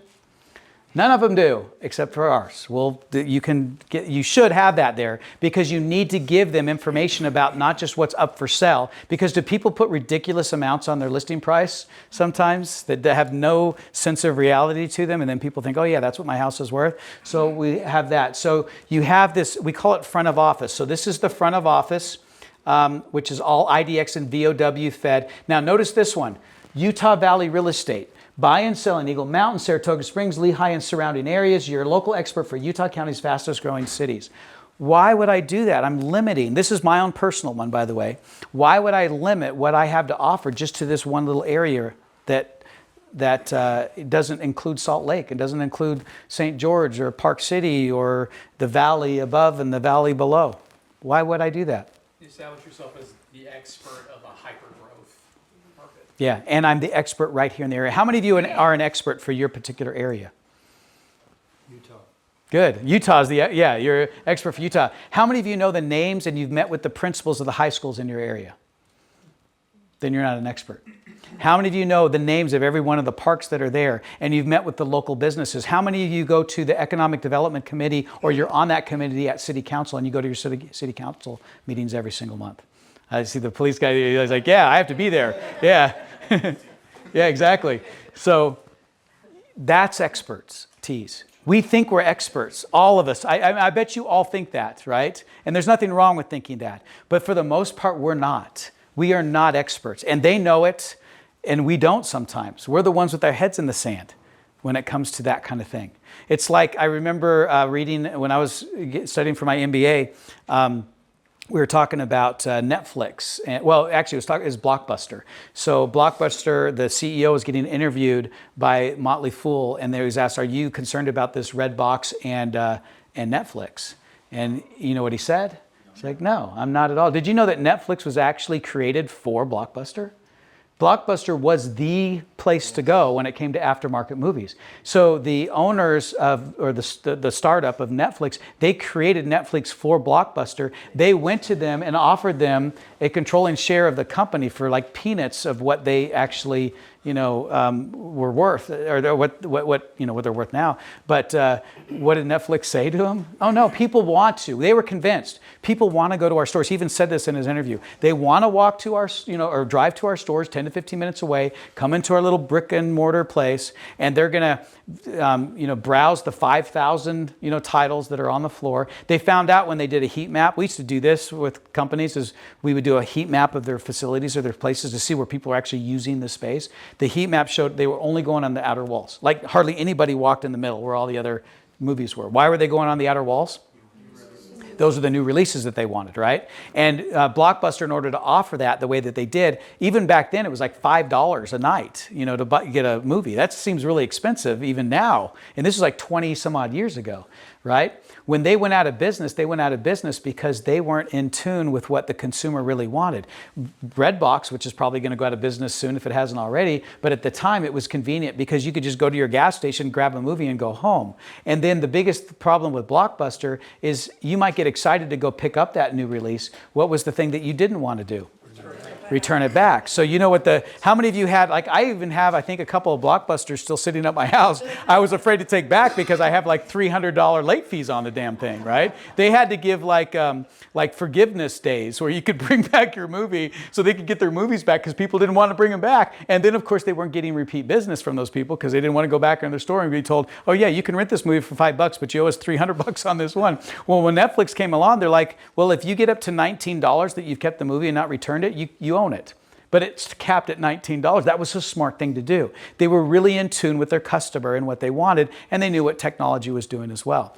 So with technology as well, just so you can see this, you can see the hyper-local focus on here. I'll show you how to make your presence online and everything that you do very hyper-local focus. That's the best way actually to grow a business, is being hyper-local focused. Just in Eagle Mountain, I live in Eagle Mountain up on the ranches. I love it out there. We moved from Boise. We wanted to be away from all the congestion. We looked in Draper and Sandy and all these places, and we're like, yeah, we don't want to live, all that. So we moved out there where it was still country living, and not anymore. But our house, we bought our house in 2011 for $297,000. And we love that house. It has literally, it was a custom built house for $297 back in those days.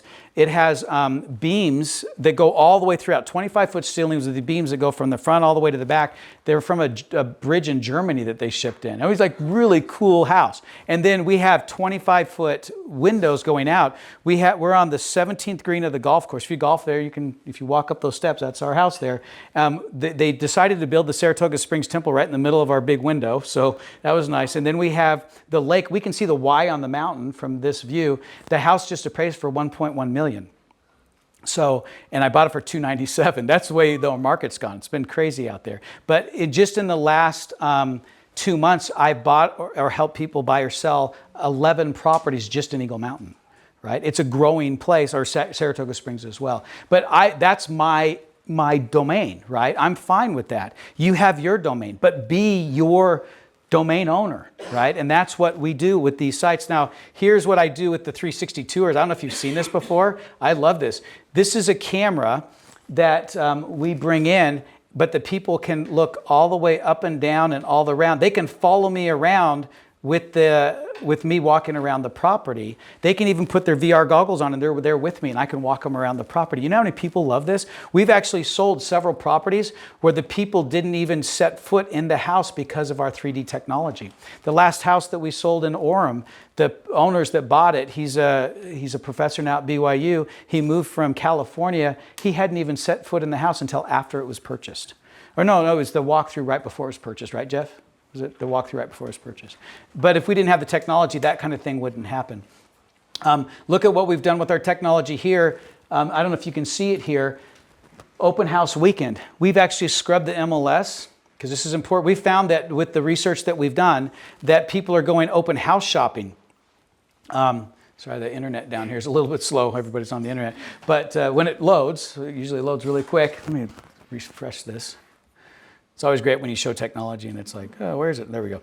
They're right now in northern Utah County, there are 127 properties that are having an open house this weekend. You know, people will come here and they will go and open house shop, you know, with this. And then we're getting double-sided on our own listings because of it. It's really cool how the tech works nowadays. Here's all the price reduced listings in this northern Utah County area. There's whoops, haven't gone there yet. What's going on with your internet, guys? Are you having trouble with your internet right now, or is it okay? So usually it comes right up. Yeah, the volume. Yeah. You can get off the internet. Well, I'll just show you. You can't see it from here, but basically we have all the price reduced listings in Utah County, all the new construction offering concessions. We had to scrub the MLS so that we could actually display all of the properties offering concessions because it's not a line item, right, inside of the MLS. So we are scrubbing the details, what people write, you know, the remarks that are written in those listings. And then we're creating a landing page for that. And then we have our AI automatically throw that out on all of our social media channels. And so we create these lead funnels where people are shopping in our particular area that we focus on. But they're not just shopping for homes in general. Like if they go to Zillow, what do? They just shop, they decide how much they want to pay, where they want to live, how many rooms they want maybe. But we're showing them, here's all the assumable mortgages in Utah County. You love this, right? The lender, yeah. Luxury homes in Utah County, 55 plus homes in Utah County. New construction homes altogether, those offering concessions, all the homes offering concessions. We have an investor hot list. All the homes offering seller financing, short sales, bankruptcy, foreclosures, and auctions, short-term rentals allowed. How many of you had people ask you, I want to buy a property where I want all the short-term rentals. I have this, there's 92 properties right now in northern Utah County that are offering short-term rental ability, right? Or here's all the properties that have accessory dwelling units. That's a huge thing right now. So what we're doing is we're promoting what people want, not just, hey, come and, you know, we'll open the door when you find a house that you want on your own. That's the biggest struggle when you give do-it-yourself services. Isn't that what Zillow is do-it-yourself service? So if you give someone a do-it-yourself service, are they going to do it as well as someone that's a professional helping them do it? They're not. So you have to separate yourself that way. Don't try to catch them after they've done all the work. Help them do the work, right? Oh, you want an accessory dwelling unit? And you want to buy it in northern Utah County and you want to be able to rent it out, and I can show you about how much it'll rent for. We just helped someone go through the Pathway to Qualification program, buy a 3-bedroom, 3-bath townhome. The person that was there built a mother-in-law suite down below. They were renting in West Valley for $1,600 a month, a 1-bedroom, 1-bath. They're now in a 3-bedroom, 3-bath. They're renting out the basement for $1,100 a month, and it's costing them $400 less per month to live there, and they own it, right? That's a story. that you can tell people and help them get excited about buying their first property. If you're out there saying to them, I can help you find your first property, and they're scared to death because they don't know what to do or how to do it. They want to do it, but they don't know how to do it, right? Like the first time I tried to ask a girl out. I thought that was a good story. I don't know. So that's what we need to do with our people, with the people that all want to use us. They don't want to use us because you have a beautiful face and you're self-promoting all the time and you can open doors like nobody's business. It's about helping them understand how to buy a property and house hack. How many of you have heard the term house hack before? If you haven't, you need to learn what that means. If you're not a member of Bigger Pockets, which is free, and you're not listening to it while you're driving around all those podcasts, how are you going to help your people invest in properties or buy that first property without understanding what that means? If you can't run a cap rate, if you can't run a buy versus rent scenario, then get your lender to help you to do that, right? Be partners with people that can help you help people do more of what they want, and you will get more business. We have on this one, multifamily product, land in Utah, accessory dwelling units, short-term rentals allowed. Let me see how many short-term rentals are allowed. Oh, I already showed you that one. That's just on the front end of it. We also, when we send out, let me go to this one right here.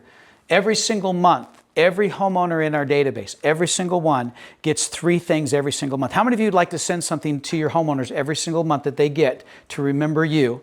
But it's in such a powerful way. We get an 83% open rate.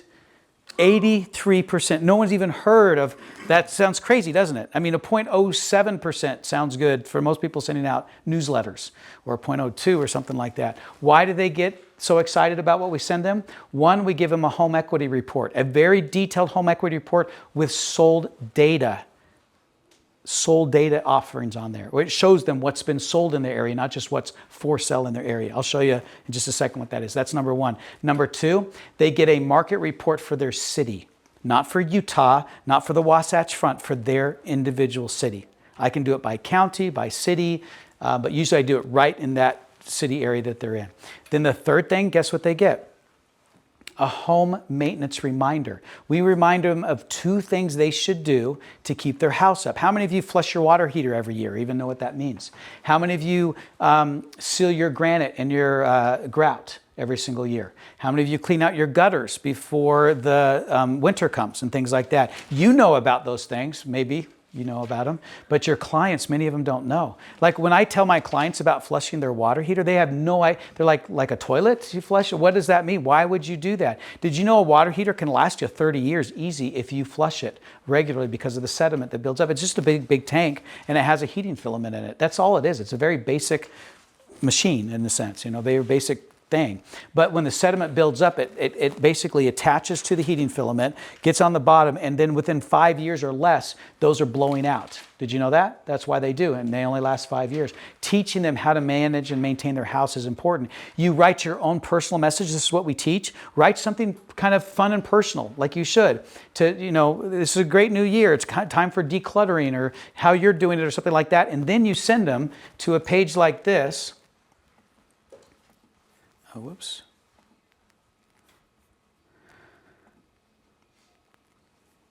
See if we can get it to come up. So here's what's happening in the winter. I'll just go here. And not only does it tell them the 2 things, we don't overwhelm them. Here's the 2 things you should do: inspect holiday lights and outlets, declutter and organize, DIY steps or whatever. But then we send them videos on how to do it.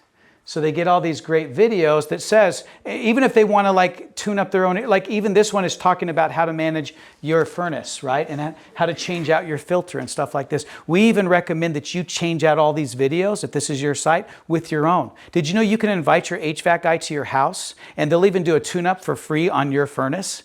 And you can film them, or it's even better, have them film you as you interview them as they do it. What are you doing here? I did that with a furnace guy.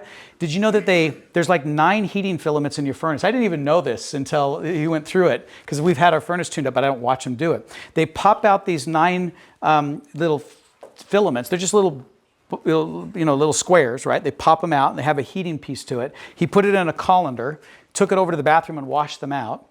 And then he vacuumed out the coils. And then he did some other things that he has to do with certain tools, check the pilot light and stuff like that. And then he talked about what he was doing and why he was doing it. Did you know that most people are paying 30% more in their utility bills if they don't get their furnace tuned up every year, but they don't know what that means? A lot of times when you have your furnace tuned up, people come, they're just trying to sell you a new furnace. They're not really trying to help you understand what it means to keep that furnace kept up and stuff like that. How many times have you helped someone sell their property and they don't even have that green sticker that says it's been inspected, or they have that sticker and it's like 15 years ago, right? It's just crazy how people have these homes and they want to keep them up and they want them to be valuable, but they don't know what they should do on a regular basis. So we send them reminders with videos and DIYs they can do it. And then if they don't want to do it themselves, we give them a recommendation in terms of our vendor list. Here's someone that can come out and do it for you. It's the best way to stay in touch with all of your sellers. And then with our renters, guess what? We send them every single, they don't get it every month because we don't want to bug them, but we send them information about what the Pathway to Qualification program is. We're here to help you buy your first property when it makes sense to you.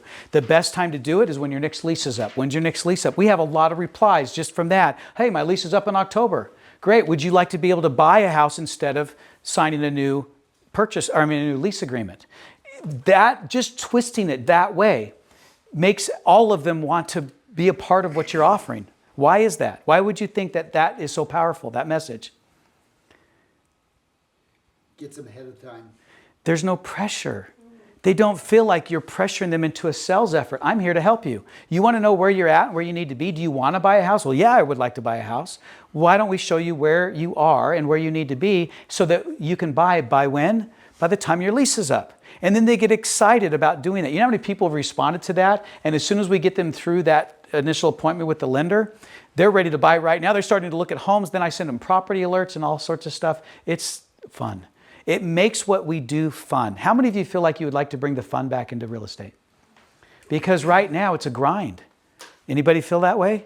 I'm dealing with all these people. I feel like a chameleon, and we feel it. I feel it for you sometimes because I'm not doing it, but I feel it, what it's like to tell people like, yeah, I'll take 2% or 1%, and I'll do my best, and I'm going to help you out, and yeah, I'm going to charge you, my friend, 3%, and I feel all right about that. It's hard to feel good about those things, honestly. I feel that way. So if we can get to a point where you are distinguishing your offering in such a way that people that see you love you because of that, not because you're a good person. Be a good person. That's status quo. Be honest. Be available. Be all the things that people think you think they want you to be, right? But that's status quo, and you can all do it, right? You can run and jump whenever anybody calls you up. But wouldn't it be nice if someone calls you up and leaves a message and apologizes for bothering you, and they can wait for you, and they're not going to call somebody else because they respect what you are offering to them that these other agents aren't offering. So what we're going to do as we go through this, we doing all right? Because I do have this problem, I have to admit, and everybody says this. I don't stop talking. I don't give a lot of breaks. If you need to get up and go, you can go take a break. I get excited about this. I hope you do too, and I'm going to help you go through this, but it's going to take us some time. Because if this was easy to do, then everybody would do it, and it wouldn't be that distinguishing. Does that make sense? You've got to put these things into play. I have some people that are in this room that have been through my courses 4, 5, 6, 7 times, and they're still trying to put things together. There's nothing wrong with that, because if we don't keep building our business in a way that distinguishes us from others, then we are just in the grind trying to get the next deal. And it doesn't always work really well, right? It's that gerbil wheel type of effort. So this is what we're gonna do. Next week, I'm gonna teach you how to give a $20,000 listing presentation. I'm gonna teach you how to use the technology and how to present in such a way that you'll get every single deal. I have 20-something agents that are going out there beating veteran agents of 20 years many times because of the way they present what they can offer to them. And it's not about your level of experience if the technology is something that they can understand. And if you do it through an SOP, it's just like with a restaurant. I can teach a cook or a waiter or a bartender to do what we offer in a precise way through SOPs, that they can do it and deliver on it in such a way that it distinguishes them and gets them more business through that. I'll teach you to do it too, okay? Many of you that are veteran agents will have a lot of these things that you do already, but I'll help you refine it if you feel like that's what needs to be done. I'm going to teach you about staging and flipping homes. Every house that we sell, we tell our people, I'm going to help you flip your homes into bigger profits. How many people want more money for their home? Every single one of them. How many of them want to do what it takes to get more money for their home? And many of them are coming to you on a Wednesday. They want you to do an interview on a Wednesday with them so they can select an agent by when? Friday. So they can have an open house by Saturday, right? If that's happening, then they did not think of you as anyone that could give them any sort of service whatsoever other than sitting in an open house and putting a house on the MLS because you simply don't have the time to do it. I teach all my clients, it's at least 2 weeks out. I hate that the NAR and even the DRE has put this in there that I have to do active no-show because I can't sign someone within 2 days having it up on the market. That is the most ridiculous, I'm sorry, NAR, they can even watch this, I don't care, the DRE. That is the stupidest rule in the whole world. Trying to get people up on the market within 2 days after talking them into how you're going to help them get up there is ridiculous. You can't even do pictures in that time. So anyway, and I hate that. And then it starts, anyway, I'll get off of that. But I'll teach you about staging and flipping. There are 4 things that every single house needs before it should go on the market. The 4 things that make a huge ROI difference. Curb appeal is number 1. Odor is number 2. How many homes smell? All of them do. Most of them do to some degree. And they don't smell it. We do because we're not used to those smells. Why do they smell in our country? Because we keep all the windows and doors closed and we recycle our air. It's just simple as that. You know, I love Sweden. Have you ever been out to Norway or Sweden? Did you know that every day they open their windows for about an hour a day to let the air flow through? Even in winter. Yeah. Even in winters that, if we think our winters are bad. Yeah. So anyway, just things like that. Odor's number 2. You know what number 3 is? Declutter. We are really good in this country about buying stuff, like a lot of it, and we are really bad about getting rid of it, really bad.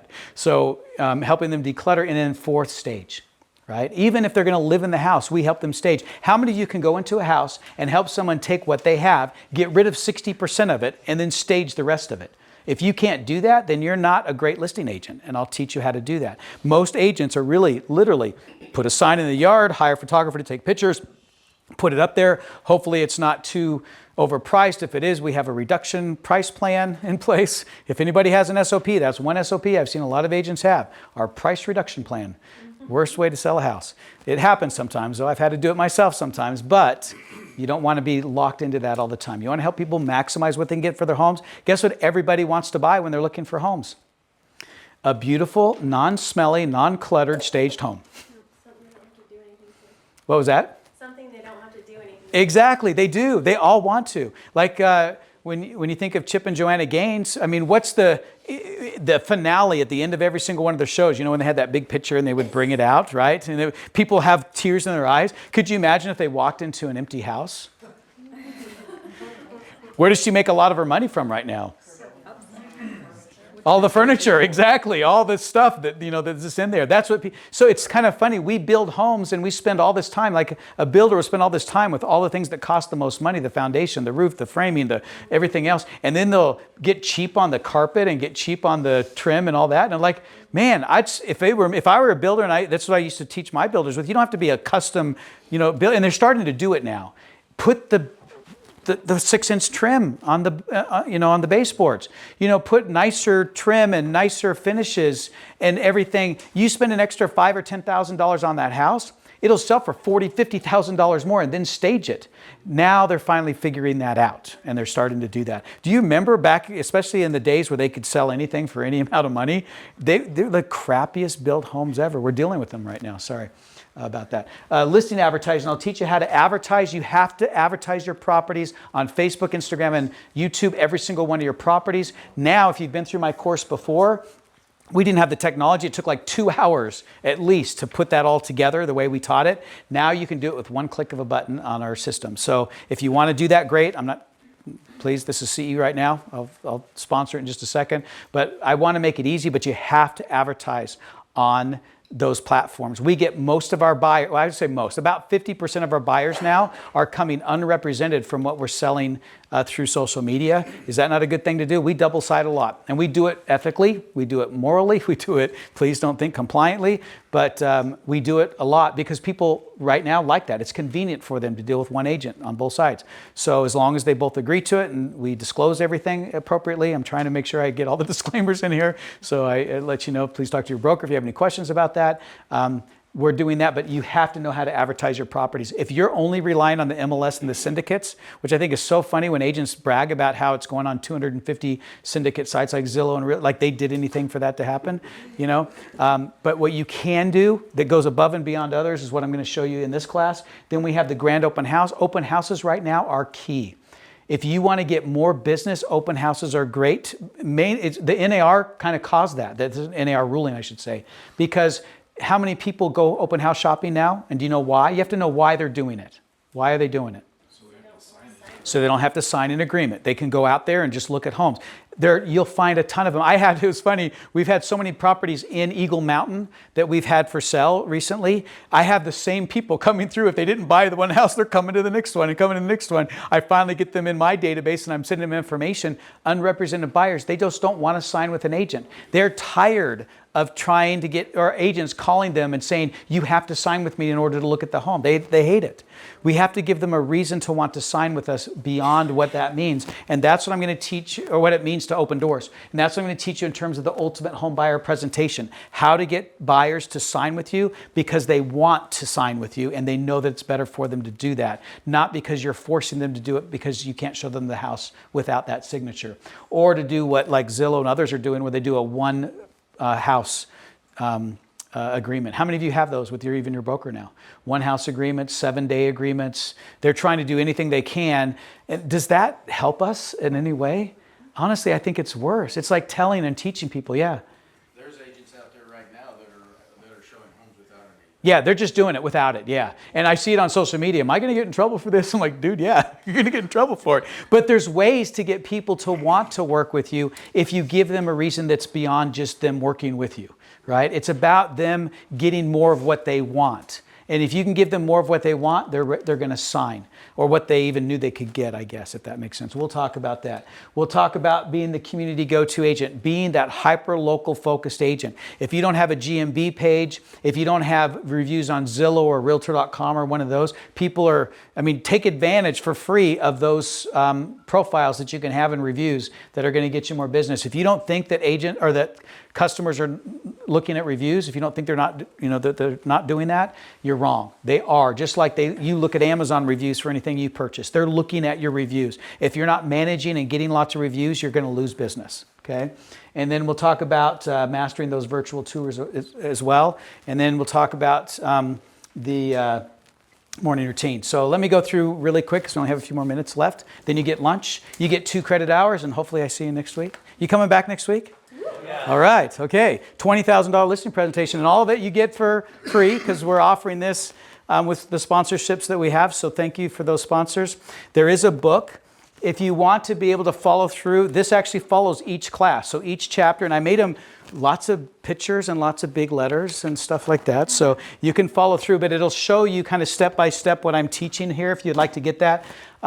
Unfortunately, we can't give it to you free, so it's up to you if you want to get it. You don't have to, but we have to pay for the printing on that. And then this you can have, it's just a printout. I'm going to send it to you. If you're a sponsor, I recommend you print this out for them. It's only like 6 pages and give it to them. Or the agents. We call it the 3 to 30 Club. I want you to join me this year in doing 30 deals. How many of you would like to do that with me this year? Okay, let's do that. This year, let's get 30 deals. Let's do it together. I'm going to do it with you. We actually have a live webinar besides these live classes through what's called School, which I'll show you in just a second where you can get to that, where we go into a little bit deeper in how to do things. You know this, when I'm up here, I'm just throwing stuff out. When we get into the webinar, or this what do we call those now, Jeff? Are we calling them masterminds? Masterminds, yeah. Power sessions. I can't remember. I can't keep it straight. But on that, we'll go into here's how you set it up. Here's how you do this particular task within the system, whatever. But I want you to be part of the 3 to 30 Club. It's actually going to have your goals and routines in there. So this class is about goals and routines. We're going to actually readdress it more because I want you to read through this. We're going to send it to you digitally, or you can get it printed out if you want. So it's yours to have. So make sure you signed up to get your credit and you have your email address, and then whoever your sponsor was will send this out to you. Okay. Inside of this, it'll kind of go through the kind of things that you're going to want to do on a regular basis in terms of your milestones and routines and your measurable goals. And then you're going to put those up on wherever you get dressed. rest and you're going to read them each day. I'm going to go through the morning routine that's going to help you actually accomplish those 30 deals this year. But thank you for joining us. If you will do that, it will be a little bit of work, but it'll be worth it. It's your business. Let's make it happen. If you can do in 10 hours or less per week, 30 deals this year, how many of you would be up for that? Okay, I'm going to do it with you. I'm going to be on the same exact program you are, and a lot more pressure because I have to actually do it to show it, and I have a full-time job. So that's what we're going to do. Now, in order to get this, if you have your phone, if you want to use this QR code, this is free. I'm not selling you anything here, so don't worry. What this is right here is, it's called School, okay? SKOL/Captivate-agent. And you can be a member of this it has everything on there. So let me show you what that looks like. Well, I'll let you get that first. But basically, in the classroom, in the community, you can ask any question you want, and there's hundreds of agents that will answer questions as well as we will if you have any questions about this whole program, okay? Within the classroom, there are videos, how-to videos, and every one of these classes is recorded, and it's on there, and you can watch it. So if you can't make a class, and they're from another session that I did before, but you can go in and watch those if you want to. So everything that in terms of the resources that you need to put this together are there. That's my goal, is that you actually do this. Not learn about it, not hope for it, but actually do it, okay? So that's in there as well. There's a calendar of all the events where we're going to be, I'll be teaching, and also when we'll have those live sessions. Again, just join that, and you send a request. Jeff's probably back there approving them right now if you want to get in there. The next thing, and this is the last thing. I only got 1 minute to go through this. I'm going to go through it really quick. We'll cover this a little bit later on as we go as well. Your morning routine is critical, and just I can't tell you how important it is. Based on how you start your day in order to get your business going. Okay, how many of you have a morning routine? Good. Did you know you all do?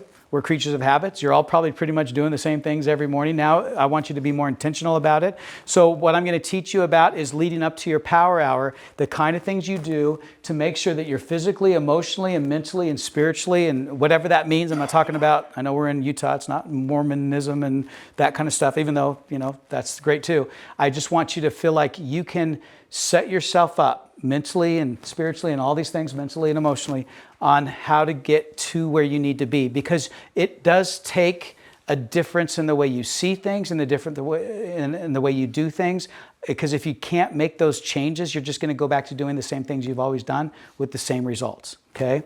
So in order to help out on that, if you want, there is another book here. It's called the 30-Day Anti-Aging Reset. Basically, it's my morning routine. This is everything that I do with real estate being the focus of what I'm trying to accomplish, but just to be healthy after 58 years of being alive. So I've also gone through a heart attack. I had a heart attack when I was 51 years old.